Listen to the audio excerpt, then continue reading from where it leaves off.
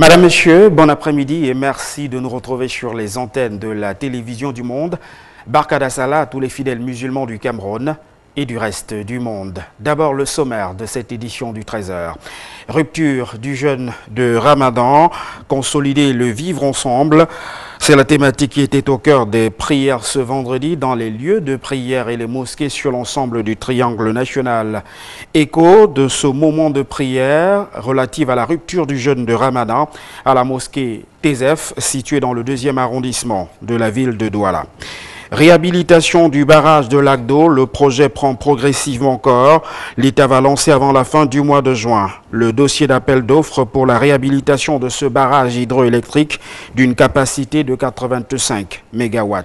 Hors de nos frontières, au Yémen, les combats entre rebelles, Houthis et forces pro-gouvernementales font rage à l'ouest du pays et font craindre une interruption de l'aide humanitaire. Voilà pour le sommaire. Madame, Monsieur, bon après-midi une fois de plus et merci de faire confiance à la télévision du monde. C'est l'heure de l'information de la mi-journée. Actualité oblige, rupture du jeûne de Ramadan. Les prières se sont déroulées sur l'ensemble du triangle national, dans les lieux de prière et autres mosquées. Consolider le vivre ensemble, la thématique était au cœur de l'homélie des différents officiants. C'est le cas à la mosquée Tézef, située dans le 2e arrondissement de la ville de Douala. Reportage. 21 ans après la création de la communauté chiite du Cameroun, le leitmotiv social n'a pas changé, vivre dans la paix. Ce vendredi 15 juin 2018, la rupture du jeûne de Ramadan a donné lieu à une prière sous l'égide du Cheikh Hassan Sangou, guide de la communauté chiite du Cameroun. Pour l'occasion de cette Aïd el-Fitr, les fidèles musulmans ont investi l'esplanade de la mosquée Al-Ouda de Tézef, au quartier Nubel, dans le 2e arrondissement de la ville de Douala. Vivre ensemble, cette expérience à la camerounaise est devenue un cas d'école et pourtant depuis peu menacée par des forces exogènes qui, selon l'officiant du jour, méritent que l'on redouble de vigilance. Nous avons considéré le peuple camerounais tout en les interpellant à une coexistence pacifique dans leur diversité. La diversité ne saurait être une calamité. Nous avons vécu la calamiteuse destruction libyenne, la calamiteuse destruction ivoirienne, la calamiteuse destruction irakienne. Et ça doit nous donner une bonne dose de raison de morale. Dans son homélie, le guide chiite a rappelé l'histoire de ce pilier de l'islam, tout en dénonçant les maux qui minent aujourd'hui la démocratie et dont le Cameroun n'échappe désormais plus aux tentacules. Le deuxième virus, nous avons conscientisé le peuple camerounais contre le deuxième virus. C'est l'intégrisme et le terrorisme religieux. Nous avons interpellé le peuple camerounais au vivre à la coexistence pacifique entre diverses ethnies, entre diverses religions, entre diverses tribus, entre divers partis politiques, entre diverses classes sociales. Tout comme nous avons contesté le peuple camerounais de ne pas céder à la violation de notre souveraineté et de notre intégrité territoriale, tout en acceptant qu'une nation, que ce soit, peu importe sa qualité économique, financière, politique, qui veut imposer au peuple camerounais un candidat présidentiel ou qui veut imposer au président camerounais élu démocratiquement sous l'enjeu du respect de la politique constitutionnelle. Au bout d'une heure de prière, les fidèles chiites du Cameroun se sont réunis autour des agapes pour célébrer dans la paix et l'harmonie cette fin de jeûne du Ramadan. Mettons le cap à présent sur la partie septentrionale du Cameroun où le peuple Laka réuni pour prôner la paix, l'unité nationale et le vivre ensemble. C'était à la faveur de la tenue de l'Assemblée générale de ce groupement à Garoua. Assemblée générale présidée par le gouverneur de la région du Nord Cameroun, Jean Abaté dit. Willy Kak, Seydou Fonzier pour les détails.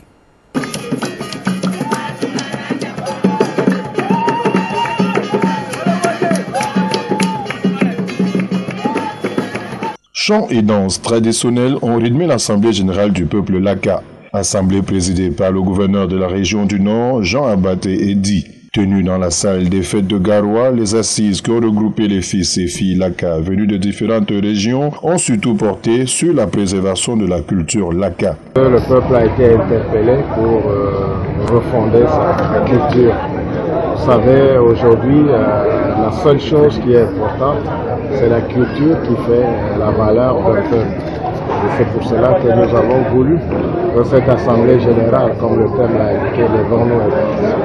nous avons voulu que le fisc, l'ACA, se réunisse autour de cette culture, autour de cette valeur culturelle, non seulement la langue et les danses, mais faire le patrimoine de toute la culture LACA pour refaire l'histoire de la culture. Laquelle ne saurait se confondre à un quelconque repli identitaire. Le souhait est que, non pas que ce soit une identité, un repli identitaire, mais davantage pour promouvoir la culture de ce peuple. Parce qu'une culture se transmet de génération en génération et ne doit pas se perdre. D'où notre appel à faire en sorte que les parents, les jeunes, les femmes puissent véritablement puiser dans cet élément essentiel pour apporter leur contribution à cette importante culture qui fait la fierté de la région du Nord. Cette assemblée générale de l'association LACA avait pour thème « Ensemble pour la paix, l'unité nationale et le vivre ensemble ». Des mots que le peuple LACA entend promouvoir par ses fils et ses filles partout où ils se trouvent sur le territoire camerounais.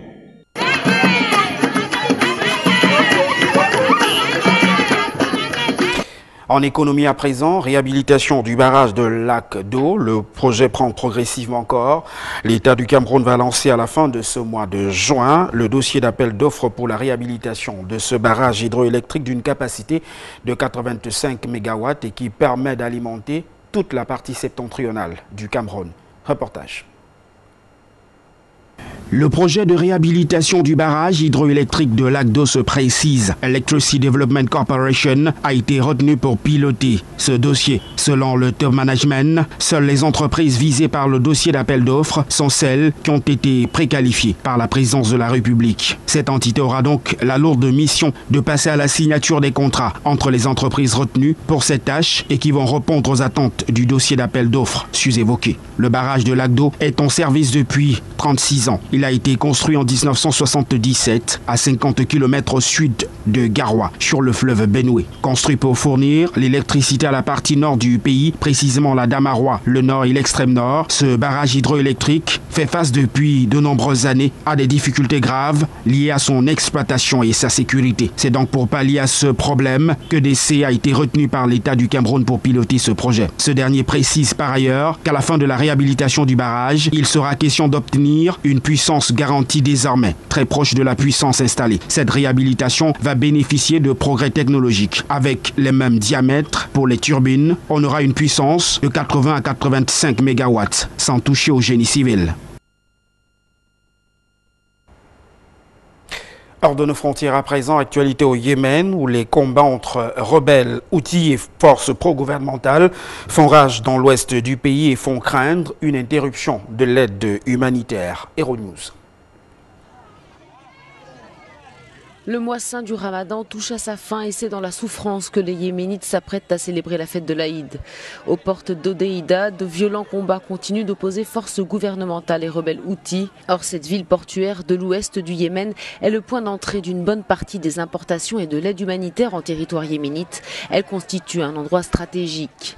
Le port par où transite l'essentiel des marchandises est pour l'instant épargné par les attaques.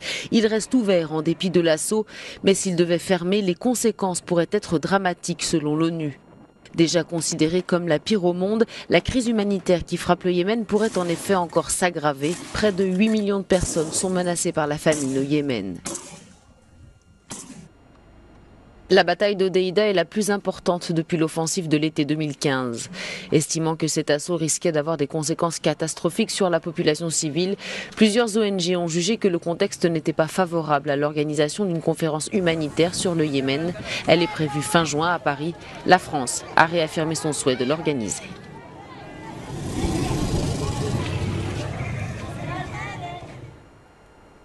En France à présent, va-t-on désormais parler de la Dame de Verre ou de la Dame de Fer?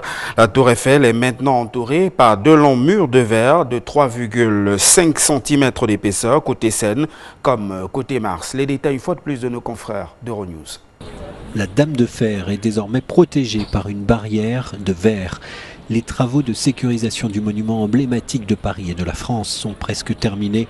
La principale nouveauté décidée en 2016, c'est cette vitre de 3 mètres de haut et de 6,5 cm d'épaisseur qui bloque les entrées du parvis de la Tour Eiffel, côté Seine et côté Champ de Mars. Donc on va avoir un dispositif qui va être extrêmement robuste, qui ressemble et qui est dans la même logique que ce qui se passe dans les autres villes européennes. On a à Berlin par exemple une réflexion similaire sur le Bundestag, à Londres pareil. Voilà, on voit bien que tous les pays européens ont des réflexions qui se rejoignent complètement sur tous ces dispositifs de sécurité. Sur les côtés jardin, c'est une simple barrière métallique qui protégera les accès à la Tour Eiffel. La première partie du chantier de sécurisation devrait être achevée pour septembre, mais l'objectif final, c'est bien les Jeux Olympiques de 2024. On en vient maintenant à l'actualité sportive de cette édition du 13h. Phase retour de l'élite Tour. Stade Renard de Melan a été dompté par APGS Donfou sous le score étriqué de 0-1. Les précisions de Franck-Éric Ndifou. Girestamo et ses coéquipiers de Stade Renard de Melan ont enchaîné une seconde défaite consécutive lors de cette phase de retour du championnat Elite One. Le club de Melan s'est incliné 0-1 face à APGS Donfou. Pourtant, la formation restait sur une série de matchs sans défaite.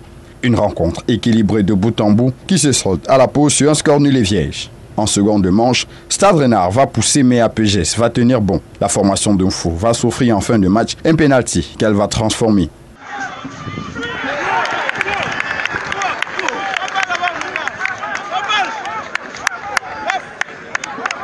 « 1-0, ce sera le score final de cette confrontation.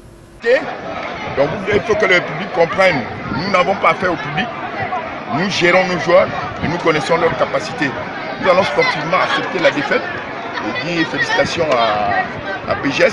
Même un match nul à Melan, c'est pas facile, une victoire vraiment c'était inespéré. Surtout que l'équipe de Melan a bien joué son match, sinon ils ont manqué de baraka devant les buts. Je pense que sur une de nos rares occasions, on a mis ce penalty. Et je pense que la victoire aujourd'hui a été mentale, mais je dis félicitations à cette équipe de Melan qui a tout fait pour revenir, mais bon, c'est ça le football. La sensation de cette 25e journée est venue de Limbe où le leader Coton Sport du Garoua a subi sa première défaite à l'extérieur de la saison, balayé 2-0 par New Star de Douala grâce à des réalisations de Pangelobe et Figo Ngongan respectivement aux 40e et 44e minutes. Très satisfait, très fier. Surtout je voudrais féliciter ces enfants qui ont vraiment tout donné.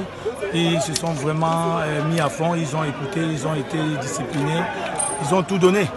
Et vraiment, toutes les consignes du staff technique, l'encadrement technique, tout le monde, ils ont vraiment... Et New Star méritait sa victoire. C'était des buts qu'on ne pouvait pas éviter. Mais il faut avouer que nous prenons aussi un coup. Parce que vous ne pouvez pas vous imaginer le nombre de fois que nous voyageons entre Garoua et le sud. Je crois que ça commence déjà à peser. La 26e journée, ce dimanche, s'annonce électrique, avec une finale à Garoua entre le leader Coton Sport et son dauphin New Star. Rencontre qui fera office de top match de la Ligue de football professionnel du Cameroun.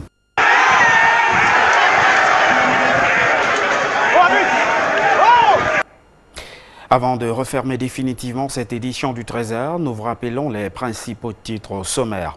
Actualité du jour oblige, rupture du jeûne de Ramadan, consolider le vivre ensemble. C'est la thématique qui a sous-tendu l'oubli dans les lieux de prière et des mosquées sur l'ensemble du triangle national ce vendredi. Dans cette édition du 13h, vous avez eu l'écho de cette célébration à la mosquée Tézef, située dans le 2e arrondissement de la ville de Douala. Réhabilitation du barrage de Lac d'Eau, le projet prend progressivement corps. L'État du Cameroun lance avant la fin de ce mois de juin le dossier d'appel d'offres pour la réhabilitation de ce barrage hydroélectrique d'une capacité de 85 MW et qui permettra d'approvisionner en énergie toute la partie septentrionale du Cameroun. Hors de nos frontières au Yémen, les combats entre rebelles Houthis et forces pro-gouvernementales font rage à l'ouest du pays et font craindre une interruption de l'aide humanitaire. Madame, Monsieur, merci d'avoir suivi cette édition du 13h sur les antennes de la télévision du Monde. Barka da Salah une fois de plus à tous les fidèles musulmans et bon début du week-end à tous. Au revoir.